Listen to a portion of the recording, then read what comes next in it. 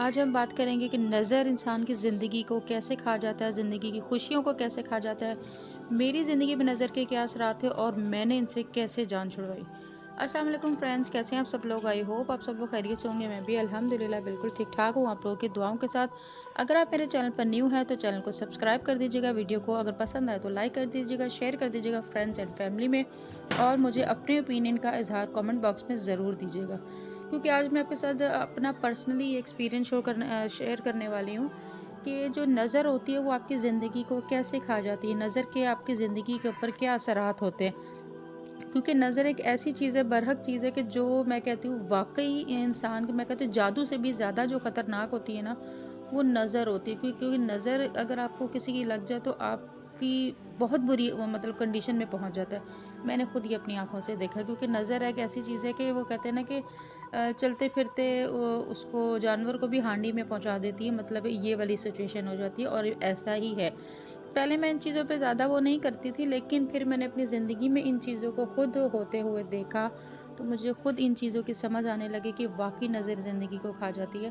آپ یقین کریں، ایک ٹائم ایسا تھا کہ میں نماز بھی پڑھتی تھی، میں قرآن بھی پڑھتی تھی، میں روزے بھی رکھتی تھی، میں دعائیں بھی مانگتی تھی، میں بہت بہت دعائیں مانگتی تھی، لیکن میری دعائیں قبول نہیں ہو پاتی تھی۔ مجھے ایسا فیلنگ مجھے اندر ہی اندر، پہلے آہستہ آہستہ میں وہ کو اپنے آپ کو یہ سمجھاتی رہی کہ شاید کوئی آزمائش ہے، شاید کوئی اللہ تعالیٰ کی طرف سے آزمائش ہے، لیکن ایک ٹائم آیا، چلتا گیا کئی سال مجھے اس طرح سے ٹائم گزرا کہ مجھے پھر ایسی ایک فیلنگ آنے لگی کہ جیسے میری میری جو دعائیں ہیں نا، وہ میں دعائیں مانگ رہی ہوں، سب کچھ کر رہی ہوں، نمازیں بھی پڑھ رہی ہوں، لیکن وہ ساری جو ہے نا ایک جگہ پر جا کر اکٹھی ہو رہی ہے۔ مطلب جیسے ایک دروازہ ہوتا ہے نا، تو جو دروازہ پار کرے گا تو اس کو وہ ملے گا نا، اس کا انعام ملے گا، لیکن وہ جو میری دعائیں نا اس دروازے کو کراس نہیں کر پا رہی۔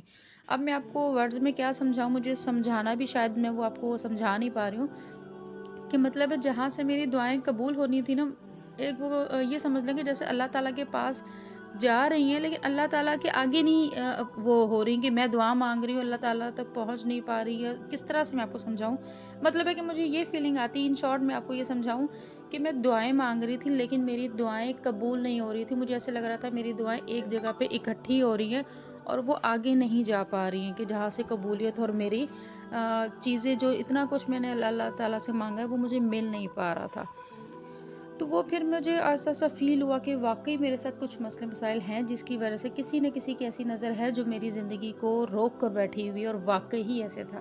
اور اگر میں فرسٹ آف آل تو میں آپ لوگوں کو یہی مشورہ دوں گی کہ اگر آپ کو پتہ ہے کہ کس کی نظر ہے اور کس انسان کی آپ کو کون انسان آپ سے حسد کرتا ہے، دیکھیں حسد بھی وہی لوگ کرتے ہیں جو آپ کے اپنے ہوتے ہیں، غیروں کو آپ سے کوئی حسد نہیں ہوتا، کسی کو کوئی تکلیف نہیں ہوتی۔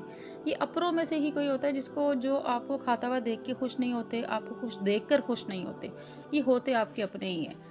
تو وہ کوئی بھی ہو سکتا ہے، آپ کا دوست بھی ہو سکتا ہے، آپ کی فیملی میں بھی ہو سکتا ہے، آپ کے دور کے جو ریلیٹیوز ہیں ان میں سے بھی ہو سکتا ہے، تو انہی سے نہیں وہ چیز برداشت ہوتی۔ لیکن پھر جب ان کی وجہ سے آپ کی زندگی پہ ایسا اثر پڑا، آپ کو پتہ ہے کہ کس کی وجہ سے ہو رہا ہے، تو کوشش کریں کہ آپ اس سے کنارہ کشی کر لیں۔ سب سے بیسٹ میں آپ کو یہ کروں گی، آپ وہاں سے، میں کہتی ہوں تھوڑا فاصلہ وہ کر لیں۔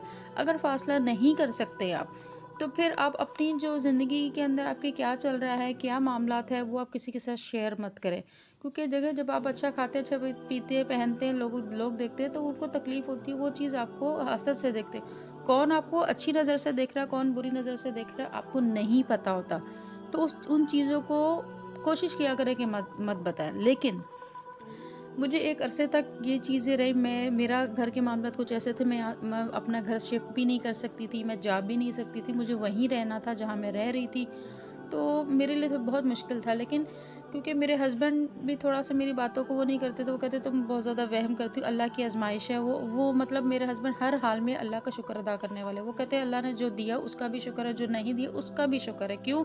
अगर नहीं दिया तो उसमें कुछ न कुछ मसलहत होगी। तो उनका वो मुझे इस तरह से वो करते हैं। तो फिर एक टाइम आया कि वो जिसकी नज़र थी वो खुद ब खुद कुछ मसले मसाइल ऐसे हो गए कि वो नहीं यहाँ से वो मुझसे मतलब आमने-सामने से गायब हो गए, वो यहाँ से समझे चले गए। तो जब वो गए, आप यकीन करें, जब वो गए हैं तो उसके बाद दिनों में मुझे ऐसे लगना शुरू हो गया कि मेरी दुआएँ सारी एकदम से कबूल होने लगी, मेरे हालात बदलने लगे, मेरी ज़िंदगी के मामलात बदलने लगे। मेरी जो चीज़ें कई सालों से रुकी हुई थी वो झटपट होने लगी। ये वाक़ई है। और इसमें जो बहुत बड़ा अहम किरदार था ना मेरी ज़िंदगी में, वो ये था कि मैंने नमाज़ों को मतलब नमाज़ नहीं मत ये नहीं मैं कह सकती कि मैं बहुत पक्की नमाज़ी हूँ, नहीं। मैं कभी ऐसा भी होता है नहीं पढ़ पाती, कभी पढ़ लेती हूँ, लेकिन एक नमाज़ें मैंने छोड़ी नहीं। कुछ दिन मैं नमाज़ें छोड़ दूँ ना तो मुझे ऐसे बेचैनी सी होने लग जाती है जैसे ज़िंदगी में कुछ कमी है, या मुझे डिप्रेशन सा होने लग जाता है। अगर मैं नमाज़ पढ़ी हूँ, कुरान पढ़ी हूँ, अल्लाह को टूटा-फूटा सा ही सही लेकिन अल्लाह ताला से ताल्लुक़ बनाया हुआ, तो मेरे को थोड़ा-सा ज़हनी सुकून रहता है।